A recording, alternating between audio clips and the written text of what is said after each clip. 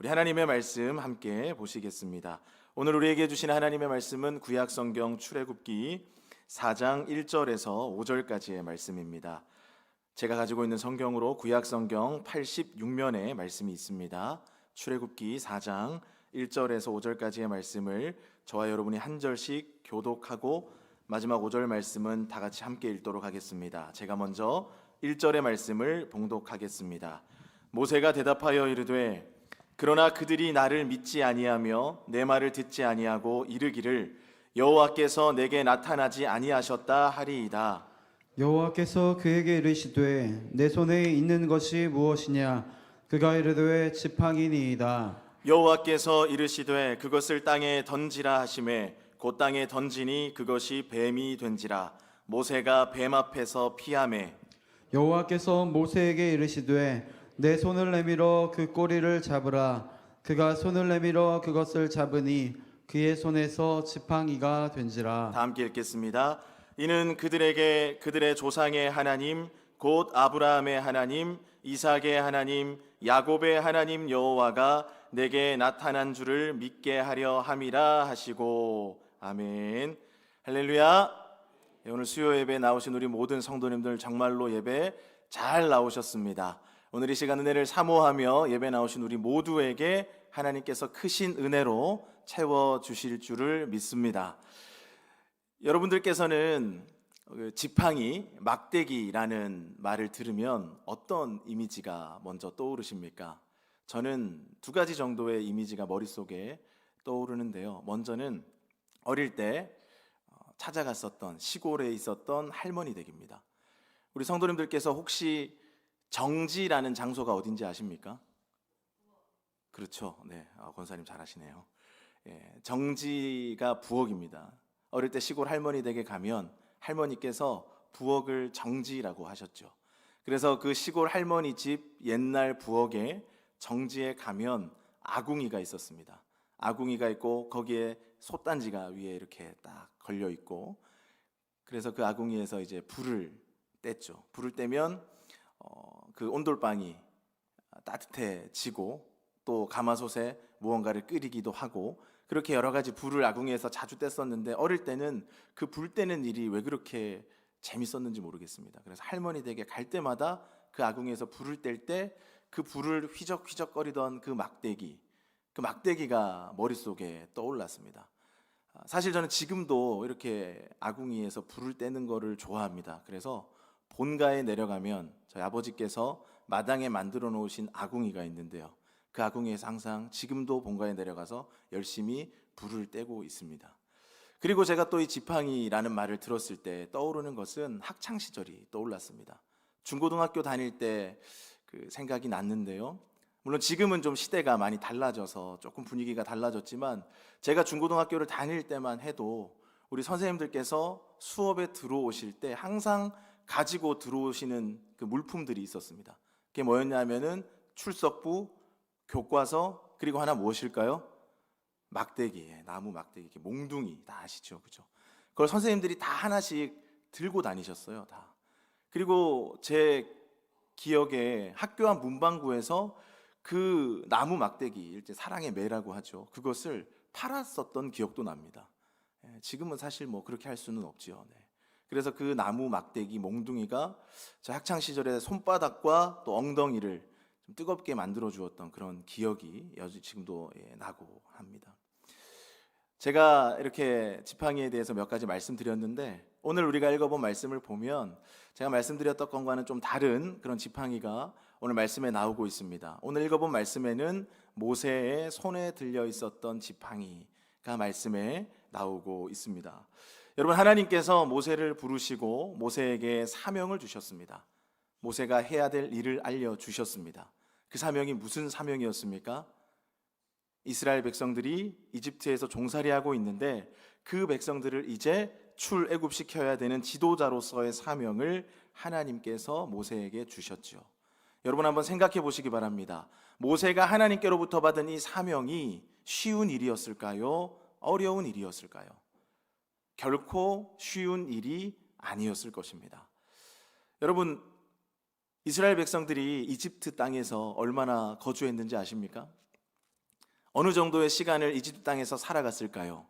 우리 성경 말씀을 같이 한번 읽어보도록 하겠습니다. 출애굽기 12장 40절과 41절의 말씀 우리 같이 한번 읽어보도록 하겠습니다. 시작. 이스라엘 자손이 애굽에 거주한 지 430년이라 430년이 끝나는 그날에 여호와의 군대가 다 애굽 땅에서 나왔은즉. 아멘. 몇 년이라고 말씀하고 있습니까?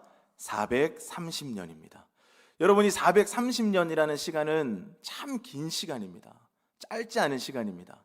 여러분 430년 동안 이스라엘 백성들이 이집트 땅에서 거주했습니다. 그랬다면 그 이스라엘 백성들의 모습은 어떠했을까요? 혈통으로는 히브리인일 수 있겠지만 그들의 사고방식과 생활 양식은 어땠을까요? 그냥 이집트 사람하고 똑같다고 봐도 무방할 것입니다. 그냥 그 이집트 땅에서 나고 자란 사람들이었기 때문에 그 사람들은 물론 이집트 땅에서 종살이하며 고생하는 부분은 있었지만 그 땅이 자기들이 어릴 때부터 살아왔던 땅, 편안한 땅, 전혀 낯설지 않은 땅이 바로 그 이집트 땅이었다라는 것이죠. 오히려 이들에게 낯선 땅은 어떤 땅일까요? 이제 하나님께서 아브라함에게 약속하셨던 그 땅, 모세를 통해서 이스라엘 백성들을 출애굽시켜 데려가시고자 하는 그 땅, 하나님이 약속해 주신 가나안 땅이 어떻게 보면 이들에게는 더 낯선 곳이라고 할 수 있습니다. 가보지 않은 미지의 땅이라고 할 수 있겠죠.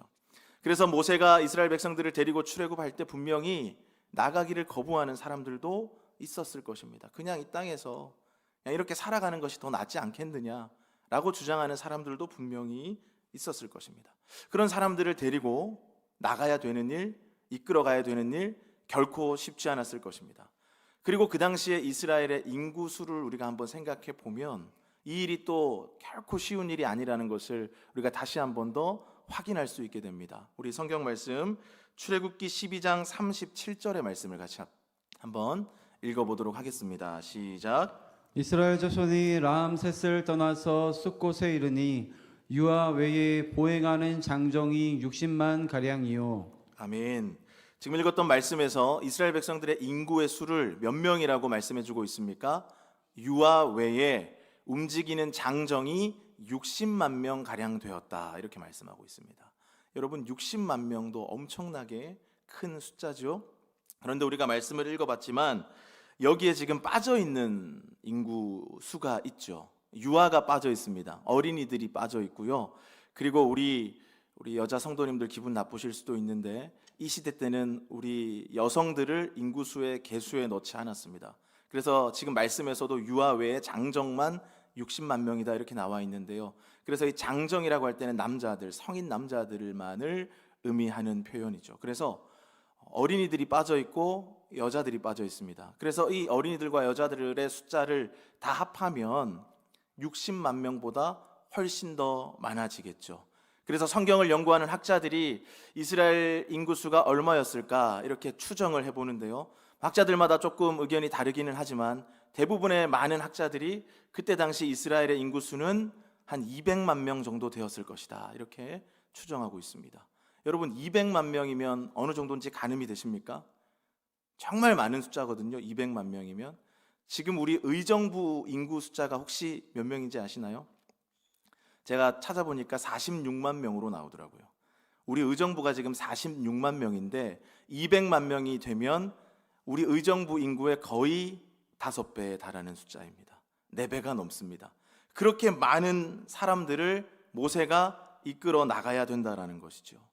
이건 정말로 쉽지 않은 일이었을 것입니다. 왜냐하면 제가 사역을 하면서 이렇게 느낀 건데요. 제가 사역하면서 제가 교구를 맡고 교육부서를 맡아서 이렇게 이끌어갈 때 제가 맡은 교구 지역 그리고 제가 맡은 교육부서 하나도 제가 정말 그 안에 속해 있는 분들을 한 마음으로 이끌어가는 게 정말 어렵다라는 것을 제가 사역하면서 느꼈거든요. 그런데 이 200만 명이나 되는 사람들을 한 번에 다 인솔해서 그 이집트 땅을 떠나 하나님이 약속해 주신 가나안 땅으로 가는 거, 그 일이 얼마나 어려웠겠습니까? 모세는 아마 많이 두려웠을 것입니다. 과연 내가 하나님께서 맡겨주신 이 일을 나에게 있는 능력으로 감당할 수 있을까? 내가 가진 지혜로 이 일을 할 수 있을까? 애굽의 바로 왕 앞에서 내가 당당하게 말할 수 있을까? 태양 신의 아들이라고 불리는 그 이집트의 파라오 앞에 가서 내가 하나님의 말씀을 담대하게 전할 수 있을까? 그리고 나를 따르는 많은 이스라엘 백성들을 내가 정말 잘 이끌어갈 수 있을까? 혹시라도 일이 잘못되면 어떡하지? 이 많은 사람들의 원망을 내가 다 감당해낼 수 있을까? 이렇게 아마 엄청난 불안감이, 두려움이 모세에게 있었을 것입니다. 그 모세에게 있었던 불안감이 오늘 우리가 읽었던 1절의 말씀에 그대로 나타나고 있습니다. 우리 본문 1절의 말씀을 같이 한번 읽어보도록 하겠습니다. 시작. 모세가 대답하여 이르되 그러나 그들이 나를 믿지 아니하며 내 말을 듣지 아니하고 이르기를 여호와께서 내게 나타나지 아니하셨다 하리이다. 아멘. 모세가 지금 하나님께 이렇게 말하고 있는 것이죠. 그들이 나의 말을 들어주지 않고 나의 말을 믿어주지 않으면 어떡합니까, 하나님? 이렇게 지금 하나님께 자기의 불안감을 드러내고 있는 것입니다. 사실 우리가 오늘 읽지 않았지만 앞선 3장의 말씀을 가서 보시면 하나님께서 모세를 만나 주셨습니다. 모세에게 특별하고도 놀라운 광경을 보여주시면서 모세에게 소명을 주셨습니다. 그리고 출애굽을 왜 해야 되는지도 알려주셨습니다.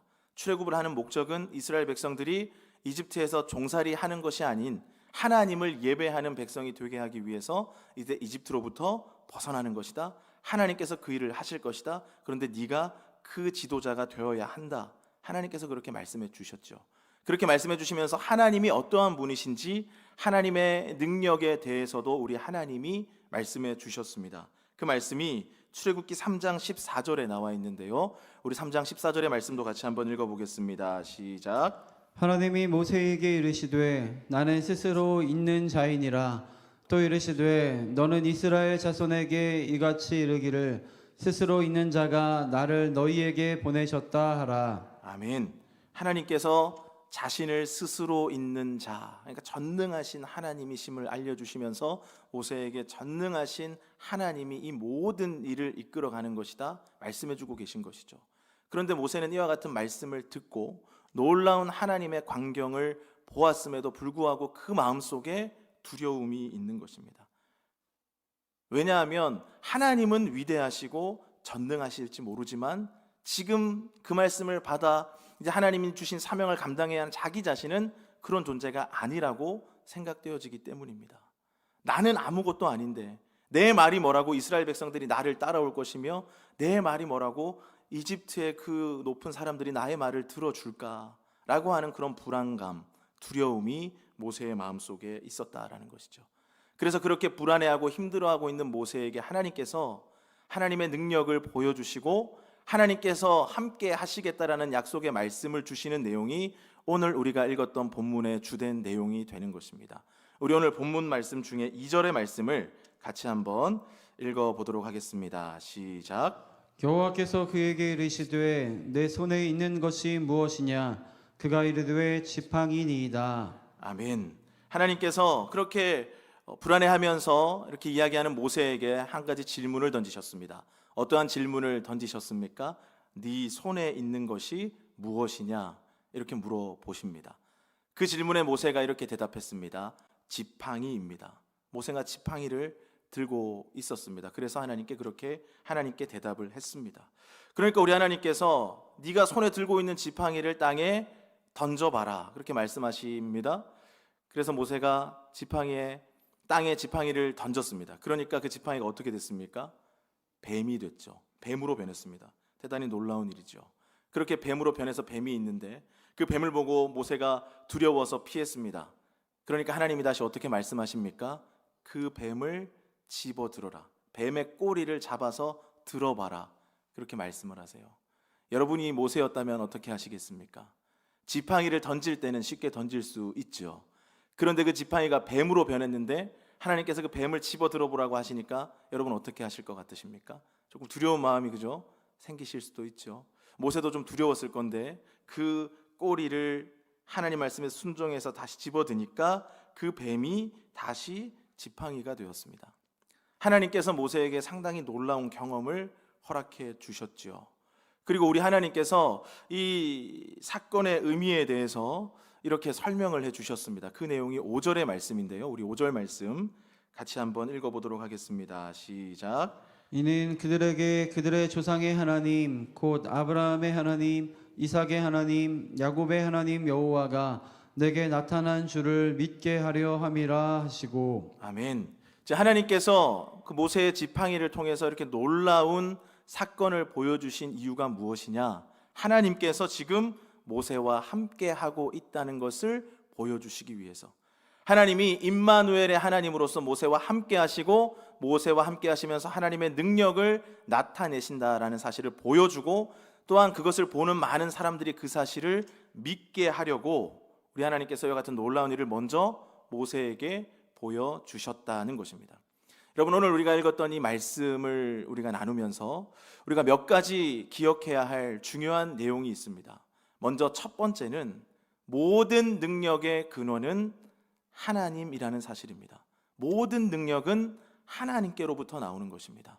여러분, 우리가 아까 5절의 말씀을 읽었는데요, 우리 5절 말씀에 읽을 때 가장 많이 반복된 단어가 어떤 단어인지 아십니까? 바로 하나님입니다.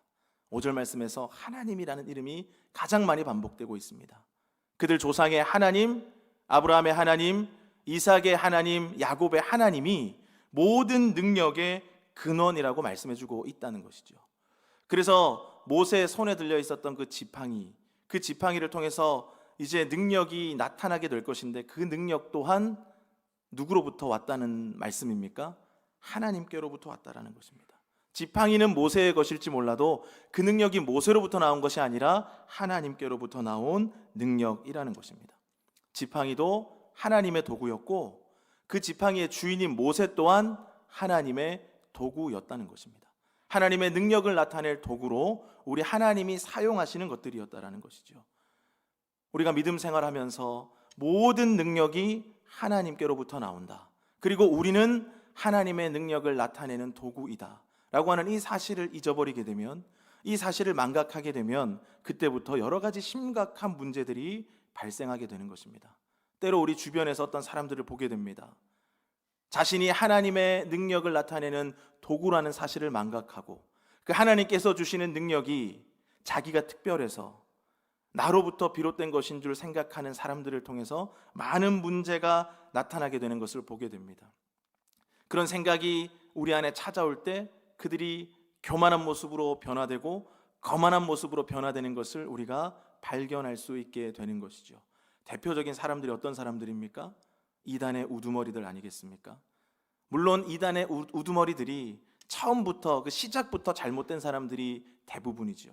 그런데 그들 중에는 처음에는 하나님을 향한 열심이 특별했던 사람들이 있었고, 그래서 하나님께서 또 그들을 통해서 나타내시고자 한 능력을 보여주었던 부분들이 있었던 사람도 있었습니다. 그런데 그 사람들이 그렇게 하나님의 능력이 나타날 때에 그것이 하나님께로부터 비롯된 것이라는 사실을 망각하고, 자기는 하나님의 도구라는 사실을 망각했을 때, 그래서 내가 특별해서 나로부터 그와 같은 능력이 나오는 것이라고 생각했을 때 교만하게 변하고 거만하게 변화되었다라는 것이죠. 그런 생각을 가질 때 사탄이 그들의 목을 콱 물어서 이제 더 이상 그들이 하나님의 도구가 아니라 사단의 도구로 쓰임 받을 수 있게 변질시켜 버렸다라는 것입니다. 여러분, 하나님께서는 우리들에게 능력을 주시는 하나님이신 줄로 믿습니다. 그런데 그 하나님께서 우리에게 왜 능력을 주십니까? 그것은 하나님 나라의 일을 감당하라고 우리에게 능력을 주시는 것입니다. 하나님의 영광을 위하여 그 일을 하라고 우리에게 능력을 주신다라는 것이죠. 하나님의 그 이름의 명예를 높이는 일을 감당해 가라고 하나님께서 우리에게 능력을 주시는 것이고, 우리는 그 하나님의 능력을 나타내는 도구라는 사실을 항상 기억할 수 있어야 한다는 것입니다. 여러분, 하나님께서 모세에게 그 지팡이를 통해서 이제 하나님의 능력을 나타내십니다. 그래서 모세는 이제 항상 그 지팡이를 볼 때마다 어떠한 생각을 했을까요? 하나님이 나와 함께하고 계시구나, 그리고 하나님이 나를 통하여 하나님의 능력을 나타내시는구나, 항상 생각할 수 있었을 것입니다. 그 하나님의 함께하심과 하나님의 능력이 나타나는 증거가 바로 모세의 손에 들려져 있었던 지팡이였다는 것이죠. 우리가 또 하나 중요하게 기억해야 될 내용이 있습니다. 그것은 바로 이 지팡이가 모세의 손에 들려져 있었던 지팡이였다라는 사실을 우리가 잘 생각해야 합니다. 여러분, 이 말이 무슨 뜻일까요? 모세의 손에 들려져 있었던 지팡이였다. 이것은 하나님께서 모세를 통해서 하나님의 능력을 나타내실 때에 하나님이 모세에게 없던 것을 가지고 하신 것이 아니라 모세가 원래 가지고 있었던 모세의 도구 그 지팡이를 가지고 하나님의 능력을 나타내셨다는 것입니다. 하나님께서 모세에게 하늘에서 갑자기 특별한 어떤 지팡이를 내려다 주셔서 그것을 모세에게 선물로 주시면서 이제 이 지팡이를 가지고 다녀라. 이 지팡이를 통해서 내가 나의 능력을 베풀어 주겠다라고 말씀하시지 않았다라는 것이죠. 그것이 아니라 모세가 평상시에 들고 다니던 그 지팡이, 그런데 그 지팡이를 통해서 하나님이 하나님의 임재하심의 그 능력을 보여주셨다라는 것이죠. 이것이 우리에게 무엇을 가르쳐 주고 있습니까?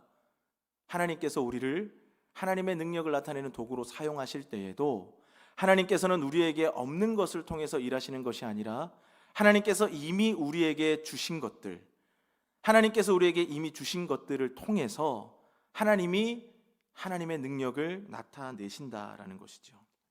여러분, 그것은 아마 우리가 각자가 다 다를 수밖에 없을 것입니다. 왜냐하면 하나님께서 우리를 서로 다르게 다양한 모습으로 창조하셨기 때문입니다. 그래서 우리가 가지고 있는 것이 서로 다르죠.